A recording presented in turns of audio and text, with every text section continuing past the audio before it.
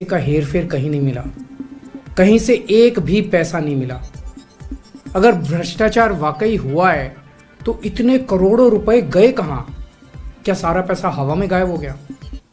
सच्चाई यह है कि किसी तरह का कोई भ्रष्टाचार हुआ ही नहीं। अगर होता तो पैसा भी मिलता।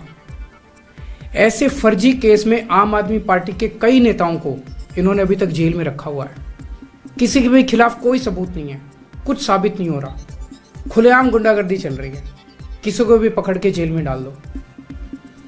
अब बीजेपी मुझे गिरफ्तार करना चाहती है। मेरी सबसे बड़ी संपत्ति, मेरी सबसे बड़ी ताकत मेरी ईमानदारी है। झूठे आरोप लगा के, फर्जी समन भेज के ये मुझे बदनाम करना चाहते हैं, मेरी ईमानदारी पे चोट करना चाहते हैं। इन्होंने मुझे समन भेजे हैं। मेरे वकीलों ने मुझे बताया कि ये समन गैर कानूनी है। क्यों गैर कानूनी है? ये मैंने इनको विस्तार से लिख के भेजा है। मैंने बताया है कि उनके समन कैसे गैर कानूनी है, लेकिन उन्होंने मेरी एक भी बात का जवाब नहीं दिया।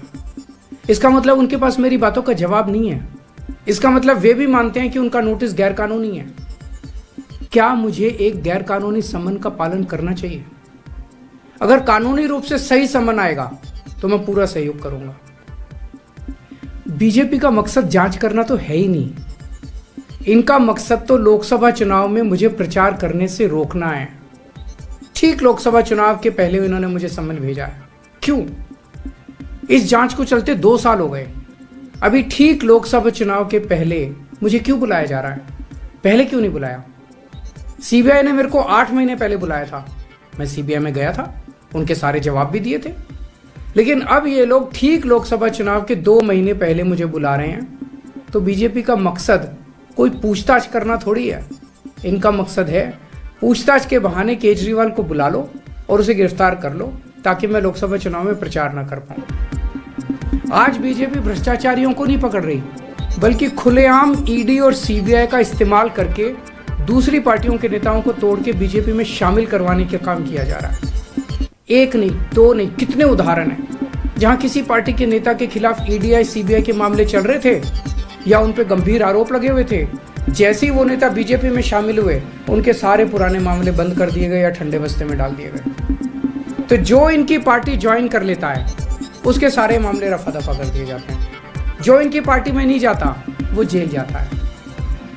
आज मनीष सिसोदिया, संजय सिंह और विजय नायर इसलिए जेल में नहीं है कि उन्होंने भ्रष्टाचार किया है। वो इसलिए जेल में है क्योंकि उन्होंने बीजेपी में शामिल होने से इनकार कर दिया है। आज हम बीजेपी का मुकाबला क्यों कर पा रहे हैं? क्योंकि हमने कोई भ्रष्टाचार नहीं किया। अगर हमने जरा सा भी गलत काम किया होता तो दूसरे भ्रष्टाचारी नेताओं की तरह आज भी हम बीजेपी में शामिल हो चुके हैं, तो होते आज तक। इस तरह देश के ईमानदार नेताओं को जेल में डाल के और भ्रष्टाचारियों को अपनी पार्टी में शामिल करवा के ऐसे तो देश आगे नहीं बढ़ सकता। ये क्या चल रहा है? ये जो कुछ भी चल रहा है बहुत खतरनाक है। ये हमारे जनतंत्र के लिए बहुत गलत है। इसे रोकना होगा। मैं हमेशा देश के लिए लड़ा हूं। मेरा तन मन धन देश के लिए है। मेरी एक एक सांस देश के लिए है। मेरी खून की एक एक बूंद देश के लिए है। मेरे शरीर का एक एक कतरा देश के लिए समर्पित है। हमें मिलकर देश को बचाना है। मैं पूरी जी जान से इनके खिलाफ लड़ रहा हूं। आपका साथ चाहिए।